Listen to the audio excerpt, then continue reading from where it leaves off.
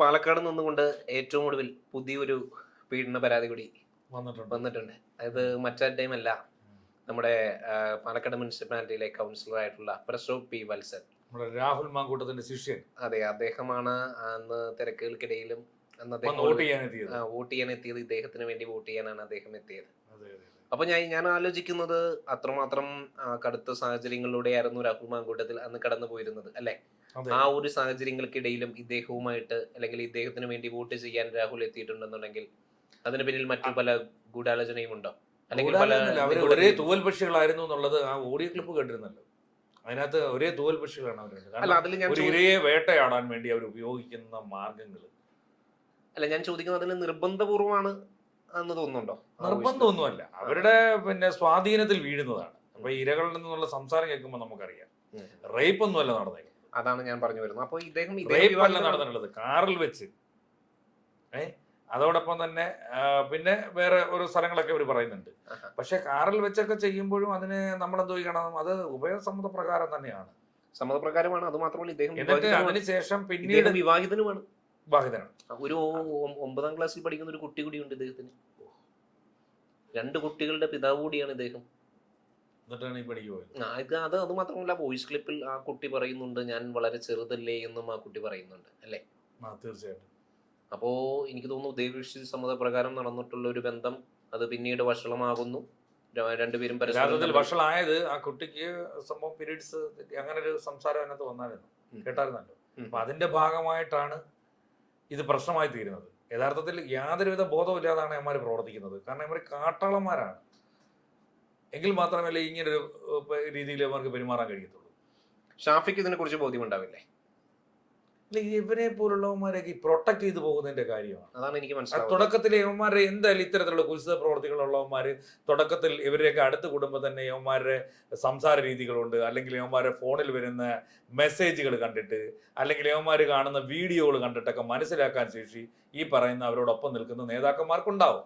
അപ്പൊ ആ കുൽസിതങ്ങളൊക്കെ കണ്ട് ഒരറ്റത്തൂടെ ഒരു ചിരിച്ചങ്ങ് പോയത് കൊണ്ടാണ് യവന്മാർക്ക് തേടുതരമായി മാറിയത്. അതുകൊണ്ട് മാത്രമാണ് യവന്മാർ ഈ പെൺകുട്ടികളെ തേടിപ്പിടിച്ച് ഈ പണിക്ക് പോയത്. MLA എന്ന പദവി മറന്ന് രാഹുൽ പോയത്. പെൺകുട്ടികളുടെ ഭാഗത്തും തെറ്റുള്ളതായിട്ട് കരുതുന്നുണ്ടോ? കാരണം ഇദ്ദേഹം വിവാഹിതനാണെന്ന് അറിയാതിരിക്കുമോ ഈ പെൺകുട്ടിക്ക്? തീർച്ചയായിട്ടും പിന്നെ അറിയാലോ. അതുകൊണ്ട് ഇരകളുടെ ഭാഗത്തു നിന്നുള്ള പ്രശ്നം എന്ന് പറഞ്ഞു കഴിഞ്ഞാൽ അവരെ സ്വാധീനിക്കുന്നതാണ്. സ്വാധീനിച്ചതിന്റെ അടിസ്ഥാനത്തിലാണ് ഈ കുട്ടികൾ ഇതിനകത്ത് വീണ് പോകുന്നതും പിന്നെ തെറ്റായ പ്രവണതകൾ അവിടെ വന്നു ചേരുന്നത്. അപ്പോൾ ഇതൊരു തുടർക്കഥയായി മാറിക്കൊണ്ടിരിക്കുകയാണ് കോൺഗ്രസിനെ സംബന്ധിച്ചിടത്തോളം, അല്ലേ? ഇത് കോൺഗ്രസിനെ സംബന്ധിച്ചെന്ന് തോന്നുന്നു ഇപ്പൊ ശരിക്കും പാലക്കാട് ഈ രാഹുൽ മാങ്കൂട്ടത്തിന്റെ കെയർ ഓഫിലാണെന്ന് തോന്നുന്നു ഇത് ഈ ആളിക്കത്തിയത്, ഈ പീഡന പരമ്പര. അതിനിപ്പോ രാഷ്ട്രീയമൊന്നുമില്ല കേട്ടോ. ഇപ്പൊ രാഷ്ട്രീയമൊന്നുമില്ലാതെ ഏത് ഭാഗത്തൂടെ ഇത് സഞ്ചരിക്കുന്നത്. എന്നിരുന്നാലും ഇത് ഒരു കേസ് മാത്രമല്ല, രാഹുൽ മാങ്കൂട്ടത്തിന്റെ പോലെ പല കേസുകളും ഉണ്ട് എന്നാണ് നമുക്ക്. ഇവർക്ക് ഇതൊരു പരമ്പരയായിട്ട് അവർക്ക് കൊണ്ടുനടക്കുന്നത്. ഇപ്പൊ ഇവന്റെ പേര് തന്നെ എടുക്കുമ്പോ എന്ത് ഈ പറയുന്നത്, എന്ത് ഈ വത്സൻ, ഈ വത്സൻ തന്നെ ഇതിന്റെ ഒരു ഇവൻ സംസാരിക്കുന്നത് പോലും അവനിതൊന്നും ഒരു വിഷയമല്ല. ഞാനിത് ഒത്തിരി ഹാൻഡിൽ ചെയ്തിട്ടാണ്. ഒരു ഇരയോട് അവൻ സംസാരിക്കുകയാണ്, അവന്റെ തന്നെ ഇരയാണ്. ആ ഇരയോട് അവൻ ഈ വേട്ടക്കാരൻ സംസാരിക്കുന്നത് ഞാനിത് കുറെ ഹാൻഡിൽ ചെയ്തിട്ടുള്ളതാണ്.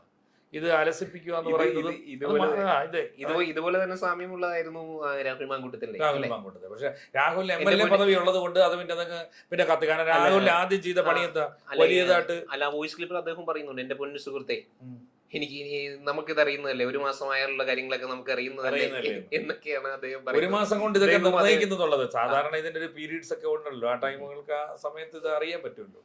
പക്ഷെ ഈ പറയുന്ന ഈ വേട്ടക്കാരൻ ഇത് സംഭവിച്ചെന്ന് അറിഞ്ഞിട്ട് ഇനി എന്ത് ചെയ്യും?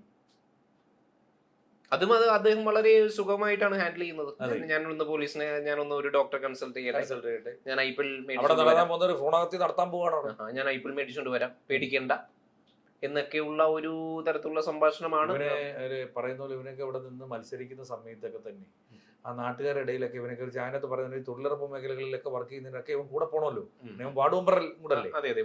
അതിനകത്തല്ലേ ഇവൻ കൂടെ പോണ്ടേ? അത് മാത്രമല്ല, സമയമില്ല എന്ന് എപ്പോഴും പറയുന്നുണ്ട് അദ്ദേഹം, എപ്പോഴും പറയാറുള്ളതാണ്.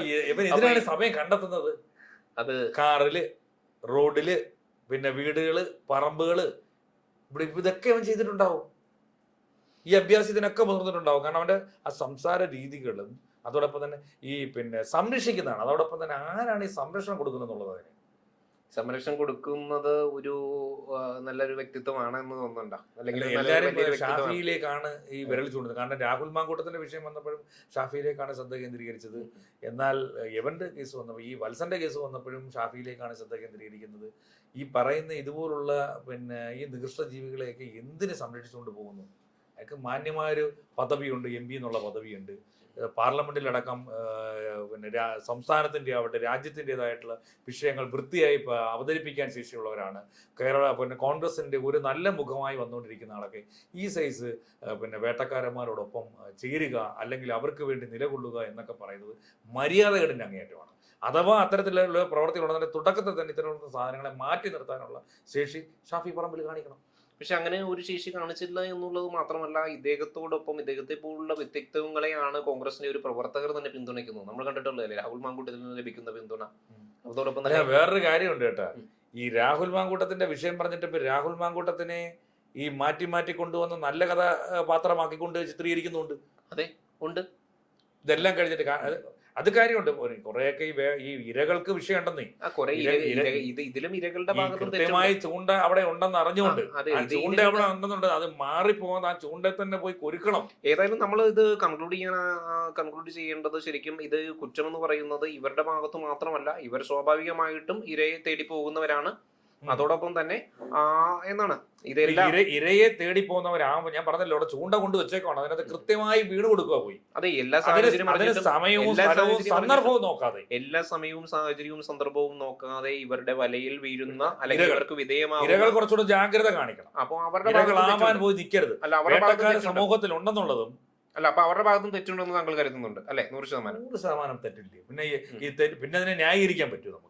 അപ്പൊ ഒരിക്കലും ന്യായീകരിക്കാൻ കഴിയാത്ത, അപ്പൊ കോടതികൾ പറയും നമ്മള് സ്ത്രീ വിരുദ്ധ സംഭാഷണം നടത്തിയെന്ന് പറയും, സ്ത്രീയെ ആ രീതി ചിത്രീകരിക്കാൻ ശ്രമിച്ചത്. അതൊന്നുമല്ല, ജാഗ്രത പുലർത്തേണ്ടത് അവർ തന്നെയാണ്. ജാഗ്രത പുലർത്തേണ്ടത് അവർ തന്നെയാണ്. എന്നിരുന്നാലും ഇത്തരം തരത്തിലുള്ള സ്ത്രീ പീഡനത്തിനിരയായിട്ടുള്ള രാഷ്ട്രീയ പ്രവർത്തകരെയും അതോടൊപ്പം തന്നെ കൗൺസിലർമാരെ ആയിക്കൊള്ളട്ടെ, MP മാരായിക്കൊള്ളട്ടെ, അവരൊക്കെ ജാഗ്രത പുലർത്തട്ടെ.